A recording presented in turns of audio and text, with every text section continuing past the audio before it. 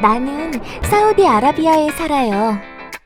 우리나라는 연간 강수량이 100mm밖에 되지 않아서 물이 많이 부족해요.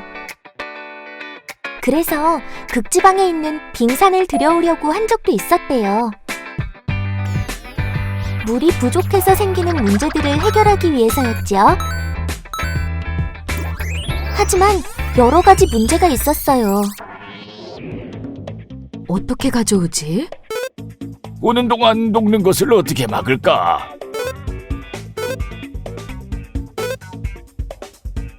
무사히 가져오더라도 그 어마어마한 양의 물을 담을 공간을 마련하는 것도 문제였죠. 결국 이 계획은 수포로 돌아갔지만 빙산을 수자원으로 활용하자는 계획 자체는 그 뒤로도 계속 연구가 진행되었어요. 여러 과학자들의 노력 덕에 머지않아 빙산이 식수로 사용될 날이 올 거라고 하네요. 하루빨리 그날이 와서 물 부족을 해결할 수 있게 되면 좋겠어요. 7단원 숫건과 해수의 순환 두 번째 주제 자원으로서 활용하는 물에 대해서 이야기 나누도록 하겠습니다. 배를 타고 여행을 하거나 아니면 큰 짐을 싣고 무언가 이동을 하는 배, 그것이 어떤 배든지 간에 항상 배가 출발할 때는 식수를 꼭 가져가야 됩니다. 아주 작은 배, 즉 고기를 잡으러 가는 배이든 아니면 큰 컨테이너를 싣고 출발하는 배이든 어떤 종류의 배이든지 간에 반드시 식수를 가지고 가야 됩니다. 배가 떠 있는 바다에는 물이 굉장히 많음에도 불구하고 왜 먹는 물을 가져가야 되는지 이거를 한번 생각해 보면서 오늘 수업에 참여해 줬으면 좋겠습니다. 사실 물은 생명을 유지하는데 있어도 되고 없어도 되고 하는 그러한 물질이 아니고 반드시 필요한 그러한 물질이죠. 이렇게 생명을 유지하는데 꼭 필요한데 특히 사람이 살아가는데 여러 가지 용도로 활용되는 물을 어려운 말로 수자원이라고 합니다. 사람이 살아가는데 활용하는 물, 먹는 물일 수도 있고요. 또 화장실에서 샤워할 때나 아니면 우리가 용변을 보고 내리는 물, 또 부엌에서는 설거지를 하거나 또 빨래를 하거나 좀 더 확대해 보면 농촌에서는 농사를 짓기 위해서 사용하는 물이거나 또 산업 현장에서 또는 공장에서 여러 가지 용도로 이 물은 활용되고 있는데요. 이렇게 다양한 분야에서 활용되어지고 있는 이 수자원은 실제 짠맛이 나는 그런 해수는 사용할 수가 없습니다. 그래서 주로 짠맛이 나지 않는 담수를 활용할 수밖에 없는데요. 앞 시간에서 배웠지만 물의 종류 중에서 가장 많이 차지하고 있는 것이 해수였고요. 그 다음이 빙하, 그 다음이 지하수, 하천수, 호수 이렇게 우리가 구분을 했었던 거 기억나시죠? 이러한 짠맛이 나지 않는 담수를 활용함으로써 우리가 일상생활 속에서 여러 가지 용도로 이 물을 사용하고 있습니다. 지구를 덮고 있는 물은 많지만 실제 사람이 살아가는 데 활용하는 물, 그 물의 양은 극히 제한적이다라고 얘기할 수 있는 것입니다. 그래서 이 수자원, 한정적인 이 수자원을 어떻게 활용하고 어떻게 이용하고 어떻게 재활용하는지가 매우 중요한 이슈가 되고 있고 또 선진국일수록 또 인구가 모여있는 대도시일수록 이 물에 대한 그 걱정과 물을 활용하는 여러 가지 기술들 그리고 여러 가지 노력들 또 여러 가지 캠페인들이 현재 벌어지고 있는 것이 사실이기도 합니다. 사람이 살아가는데 이렇게 소중한 자원으로 활용하는 물을 수자원이라고 했는데요.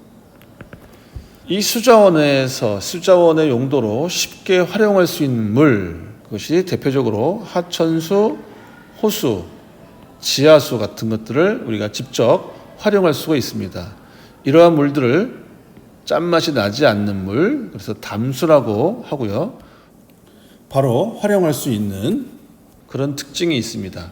이 육지에 존재하는 물 종류 중에 이 빙하도 있죠. 빙하도 담수의 한 종류이긴 하지만 이것은 액체 상태가 아니고, 그리고 이것은 이 빙하는 극지방이나 아주 높은 산 정상에 주로 분포되어 있어서 사람들이 살아가는 그 지역 내에는 쉽게 찾아볼 수 없는 그러한 물의 종류이기 때문에 실제 빙하는 이론적으로는 녹여서 액체 상태로 만든 다음에 활용될 수도 있긴 하지만 특수한 경우 아니면 특수하게 그렇게 쉽게 접근해서 활용할 수 있는 지역이 아니면 이 빙하는 바로 활용할 수 있는 그런 물의 한 종류로 보기는 어렵습니다.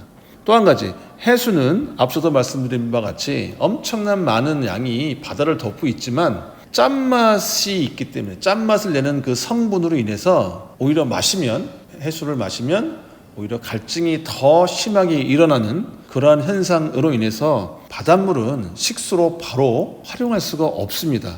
그래서 어떤 경우에는 이제 담수로 전환을 해서 담수로 바꾸어서 활용되는 그런 사례도 있지만, 그래서 그것을 우리가 이제 해수 담수화 기술이라고 하는데요.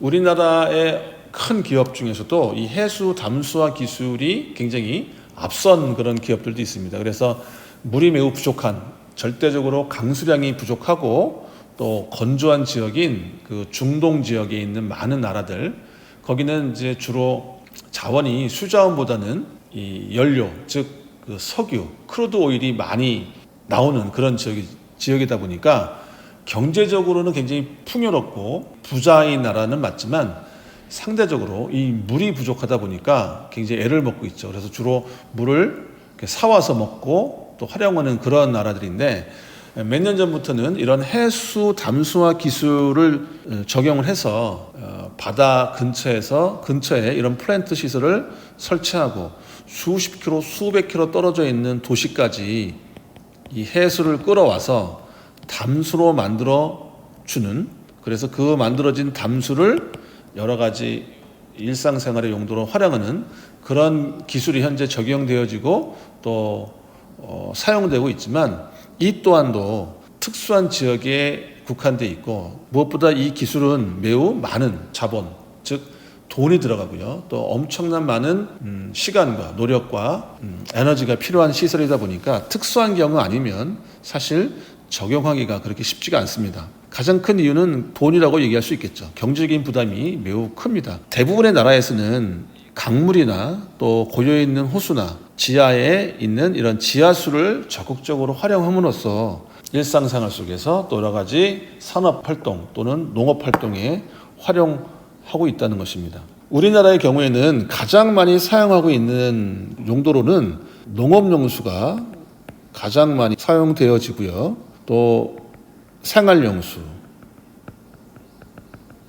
이것은 이제 우리 일상생활 여러 가지 먹고 마시고 씻고 닦고 하는 것들, 그리고 그 다음 순서가 공업용수, 이렇게 크게 나눌 수 있겠습니다. 농업용수는 말 그대로 농업활동에 사용하는 물이죠. 그래서 가장 많이 사용하고 있고요. 또 일상생활 속에서 여러 가지 기본적인 생명을 유지하는 데 필요한 것들, 먹고 마시고 또 씻고 닦고 또 여러 가지 허드렛 물로 사용하는 것들, 도심에서 많이 사용되는 물이죠. 또 한 가지는 이제 산업 현장에서 여러 가지 산업 활동, 제품을 생산하거나 어떤 생산 시설을 관리하는 데 필요한 그런 공업용수로 주로 사용되어집니다. 그래서 농업용수가 가장 많이 사용되어지고, 그 다음이 생활용수, 그 다음이 공업용수, 이렇게 여러분들이 이해하시면 좋을 것 같습니다. 그 수권에서 바로 활용할 수 있는 물, 그것이 이제 하천수, 호수, 지하수라고 말씀을 드렸는데요. 보시다시피 이 지하수와 하천수와 호수는 지구를 덮고 있는 물 전체 양 중에 1%도 안 되는 아주 적은 양입니다. 매우 적습니다. 그래서 지표면에 드러나 있는 이런 강물, 하천수나 호수를 주로 사용하고 있습니다. 주로 사용해 왔고 지금도 하천수, 호수를 이용해서 우리 일상생활에 사용하는 그런 수자원으로 활용되고 있죠. 특히 하천수를 우리나라는 특히 많이 사용하고 있는 것이 현실입니다. 근데 수년 전부터 최근에 와서 인구가 증가하고 여러 가지 물 사용량이 증가함으로써 그리고 여러 가지 그 기후 변화로 인해서 굉장히 오랜 시간 동안 비가 내리지 않거나 그렇게 되면 수자원의 여러 가지 부족한 현상이 더욱더 발생하게 되죠. 뭐 강물이 줄어들거나 아니면 호수에 담겨져 있는 물의 양이 줄어들므로써 활용할 수 있는 양 자체가 더욱더 줄어들게 되는데, 그래서 그때마다 이제 대안으로 대두되고 있는 것이 지하수를 적극적으로 활용하는 그러한 움직임들입니다. 이러한 지하수를 끌어올려서 우리가 이제 사용하고 있는데요. 지하수는 아주 땅속 지층이나 또 암석 사이의 빈틈을 채우고 있는 형태의 지하수도 있고요. 아니면 굉장히 느린 유속으로 아주 느린 속도로 천천히 흐르는 그 지하에서 흐르고 있는 물이 물로 그런 형태로 존재하는데요. 양으로 보면 보는 바와 같이 하천수와 호수가 0.01%인데 지하수는 한 7배 이상 많은 양이 현재 지하에 많은 양이 분포되어 있습니다. 그리고 이 지하수는 이 빗물, 비가 내리면 그 지층 그 빈틈 사이사이로 천천히 스며들어서 이게 채워져 있기 때문에 아주 오랜 시간 동안 지속적으로 활용할 수 있는 그런 또 특징도 가지고 있습니다. 특히 도심 같은 경우는 주로 우리가 정수장에서 만들어진 물을 끌어들여서 수도꼭지만 틀면 사용하고 있죠. 그래서 사실 우리가 살고 있는 이 도심에서는 물이 부족하다라고 하는 그런 경험은 할 수가 없죠. 하지만 농촌 같은데 이 상대적으로 그러한 시설들이 없는 그런 지역들, 어떤 섬이라든가 아니면 가뭄이 자주 발생하는 지역 같은데 이런 데서는 식수조차도 절대적으로 부족하기 때문에 이 지하수를 개발하는데 적극적으로 임하고 있는 것이 지금의 현실이기도 합니다. 그래서 하천수와 호수에 비해서 양이 많고 또 빗물이 지속적으로 내리는 상태에서는 이 지하수를 적극적으로 활용하는 것이 매우 중요한 수자원이 되고 있는 것입니다. 따라서 지하수는 담수 중에서도 수자원의 활용도로서 매우 가치가 높은 물로서 현재 인식되어져 있고 또 여러 가지 분야에서 적극적으로 활용하고 있는 그런 상황입니다. 하지만 이 지하수를 잘못 개발하면 지층이 붕괴되거나 오히려 지하수가 오염되거나 또 너무 많이 퍼서 사용하다 보면 지하수가 오히려 고갈될 수 있는 이 부작용도 낳고 있어서 지하수를 개발할 때는 주변 여건을 잘 고려하고 또 지층까지도 잘 분석을 해서 오염되지 않게 그리고 적정량을 사용함으로써 꾸준하게 지하수가 유지될 수 있도록 지하수의 수량이 유지될 수 있도록 하면서 사용하는 그것이 매우 중요한 포인트라고 얘기할 수 있겠습니다. 지하수의 가치는 현재에 이르러서 매우 관심을 받고 있는 수자원의 한 부분이다. 이렇게 인식하면 될 것입니다. 끝으로 수자원, 사람이 살아가는 데 활용되는 물, 이 수자원이 왜 그렇게 중요하냐? 그것을 한 번 더 정리해 보자면 첫 번째는 지구에 분포되어 있는 물의 양은 많지만 사람이 살아가는 데 필요한 이 물, 활용할 수 있는 물의 양은 매우 한정되어 있다라고 하는 이유 때문입니다. 수권 전체의 0.77% 정도밖에 안 되는 아주 적은 양이기 때문에 이 수자원이 매우 중요하다라고 얘기할 수 있는 것입니다. 또 한 가지는 인구가 계속해서 늘어나고 또 인구가 늘어나면서 다양한 산업이 발달하고 또 가면 갈수록 우리가 요구하는 사람들이 삶에서 요구되어지는 삶의 질들이 계속해서 향상이 되면서 그만큼 필요한 물의 양이 점점 많아지고 있는 것이 실제 현실입니다. 따라서 이러한 활용할 수 있는 물의 양이 한정적인데 사용되어져야 하는 양이 늘어나다 보니까 더더욱 이 물의 중요성이 더 크게 대두되고 있는 것이죠. 그래서 두 번째 이유를 한마디로 얘기한다면 물 사용량이 가면 갈수록 증가하고 있다고 하는 것입니다. 그 이유는 인구가 증가하고 그럼으로써 산업활동이 더 많이 일어남으로써 물의 중요성이 더 생기고 있는 것이죠. 세 번째, 강수량이 변하고 있는데요. 1년 동안 내리는 전체의 그 비와 눈의 양이 변화되고 있다는 것인데, 그 이유로는 대표적으로 흔히 얘기하는 것이 지구온난화, 지구의 기상 변화, 기상이 이상해짐으로써 지역마다 강수량의 변화의 편차가 매우 크게 나타나고 있는데요. 이러한 이유로 인해서 수자원 확보 그리고 관리가 매우 어렵다는 것입니다. 이러한 세 가지의 이유로 인해서 가면 갈수록 수자원이 부족해지고 있는 것이 심각한 문제로 현재 인식되고 있습니다. 그래서 수자원을 잘 개발하는 것과 함께 물의 오염을 방지하고 특히 개인적으로 또 여러 가지 분야에서 물을 절약하고 또 아주 효율적으로 활용하려는 그런 노력이 그 어느 때보다도 필요한 그런 시점이라고 얘기할 수 있겠습니다. 오염을 방지하는 거의 한 부분으로서는 생활 하수, 우리가 생활 속에서 쓰는 그런 하수량을 절대적으로 줄이는 방법이 있겠고요. 또는 그러한 물들을 우리가 그냥 한 번에 버리는 것이 아니고 정수 과정을 거쳐서 버린다면 물이 오염되는 것을 방지할 수 있겠고요. 물을 절약한다라고 하는 것은 빨래를 할 때도 예를 들면 모아서 세탁을 한다든가 아니면 수도꼭지를 절수형,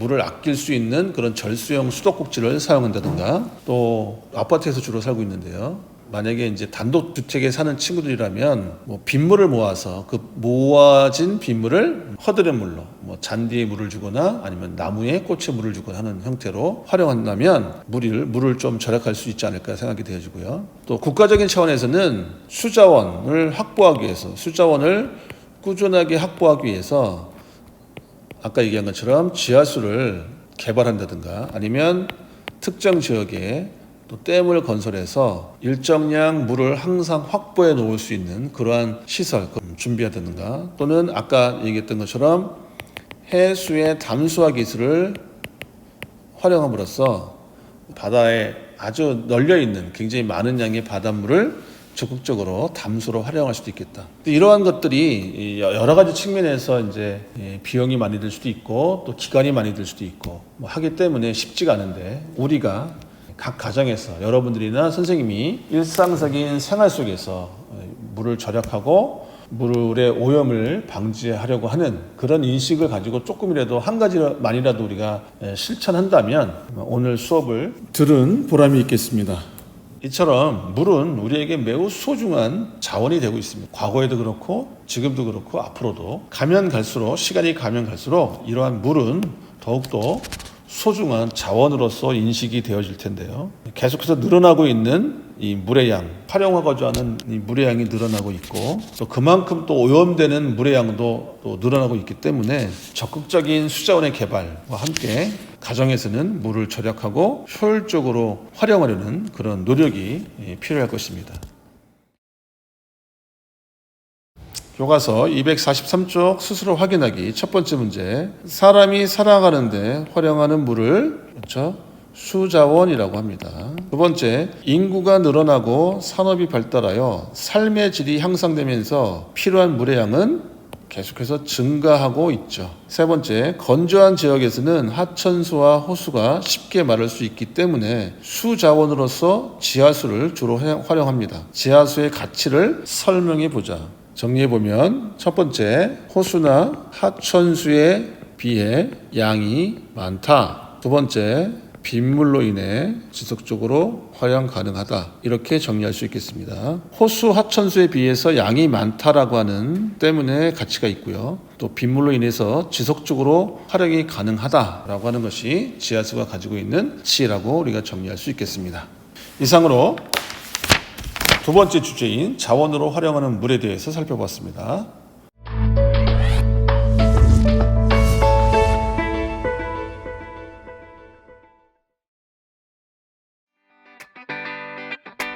나는 사우디아라비아에 살아요.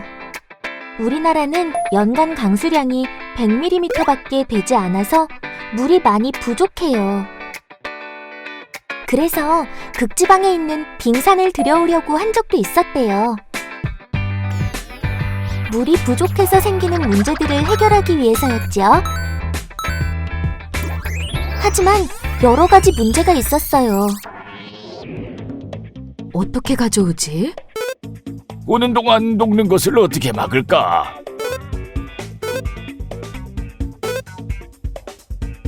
무사히 가져오더라도 그 어마어마한 양의 물을 담을 공간을 마련하는 것도 문제였죠. 결국 이 계획은 수포로 돌아갔지만 빙산을 수자원으로 활용하자는 계획 자체는 그 뒤로도 계속 연구가 진행되었어요. 여러 과학자들의 노력 덕에 머지않아 빙산이 식수로 사용될 날이 올 거라고 하네요.